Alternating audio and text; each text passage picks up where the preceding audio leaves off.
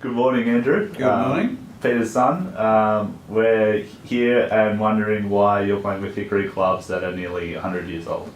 Well, I began playing with these clubs, hickory clubs, a year ago, middle of 2016, here in Melbourne. Yep. And I found it very difficult to hit at first, but I liked the idea, so I bought a set and I began practicing and I got better and better. And so these days I play at least once every 10 days, I guess, with hickories, usually 9 holes at a time, and as much as possible in the hickory competitions. Yep. I played with them in Japan.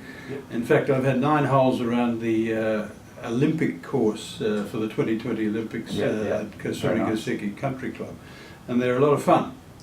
Okay. You mentioned that they were difficult to play with at first. How did they differentiate from your normal clubs? Well, you have to hit a hickory club much more carefully than you do a modern club because you've got a smaller sweet spot, and the shafts, while they work very well, they're not really performance-wise up to a modern shaft. But what I found, and I'd recommend this to any golfer, is that after a year of playing with hickories, my handicap came down 4 shots. Wow. Yeah, Okay. it fell from 14 to 10. Yeah. And I'm sure that's because I began to play more carefully. Yeah. You hit it, or you swing slower, and you tend to open the face more on the backswing and then close it there on the downswing.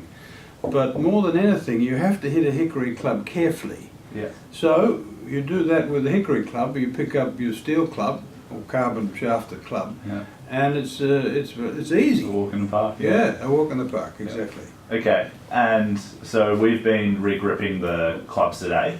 Can you run us through the process of what you're doing with the regripping? Well, here's a mashie, which is about a 5-iron, and you can see it's probably from the mid-20s, maybe late 1920s, and that's the original grip. Now, with a golf glove, a good golf glove, you can grip that sort of reasonably well, but what you can do to improve it is cut yourself a strip of suede, and then you re-grip these clubs yourself. Yeah. Now, we may put that suede over the original grip to thicken it up a bit, or we may take that original grip off. But in any case, once here's a brassy, which is an old name for a driver. You can see that's not finely done, but it's a very nice soft suede grip, and it's pretty good in the wet, but the point is it stops the hand from slipping, obviously, if you've got a nice kind of suede, especially combined with a modern golf glove. Yes. Although I have to say I use a pure leather golf club, made of sheepskin, manufactured in Japan of all places.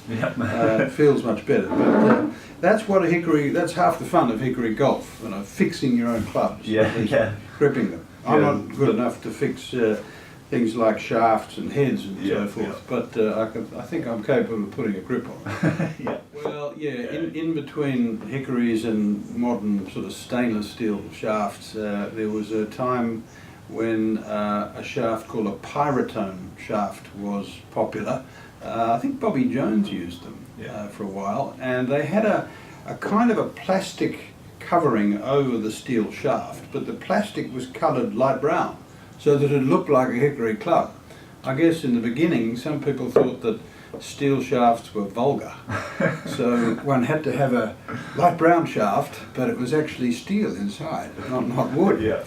So pyrotone clubs, you occasionally come across them here and there. They're pretty awful to play with, but you know, for the real sort of traditionalist enthusiast, hickory has to go. Andrew, tell us a bit about your father, Peter. Did he ever play with hickory shafts? No, he didn't in his professional career. No, hickory shafts really went out, I think, the early 1930s. So by the time he was playing, the late 1940s, there were steel shafts.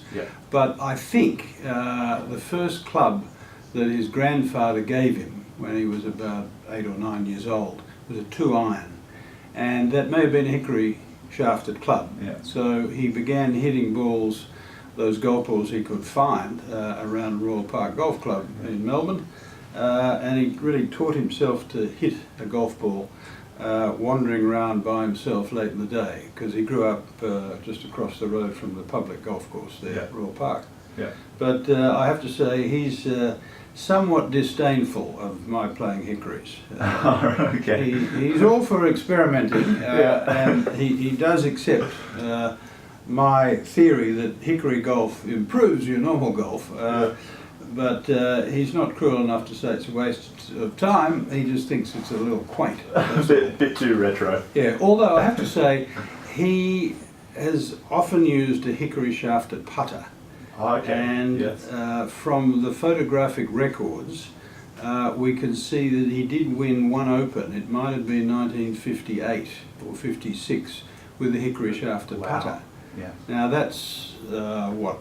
1958, that's pretty much, well, 20 years after hickories went out. Yeah. So if you ask him, why did you use a hickory putter when there are plenty of steel shafts, his answer is, or would be, because it worked better. It's just simply felt better. And indeed in his last sort of years of playing active golf here in Melbourne, up until, I don't know, 5 or 6 years ago, he used a hickory putter. Okay. I've still got it. I use it. He put a little bit of lead on the back of the putter just to sort of weight it up a bit. But yeah, he loved that hickory putter and he used it very effectively. Yes. So his whole sort of philosophy of playing the game, or how to play it better, was experimenting. Yeah. He'd experiment with anything. Yeah.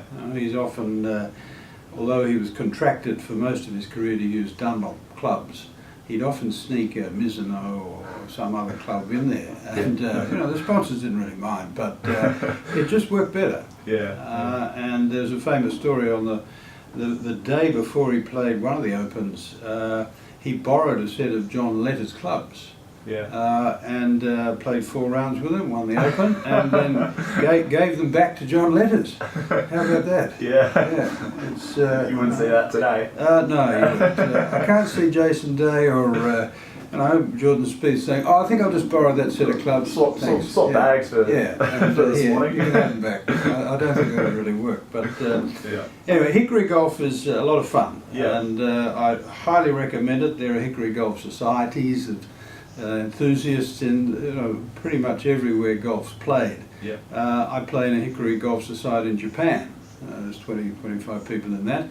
It's pretty strong in New South Wales, Victoria, here in Australia, and certainly in the United States there's a lot of hickory players, and Britain too, but all over Europe too. You can find hickory golf societies, and it's a quaint pastime, but it will help your golf. If you can play with hickories, you'll play with anything.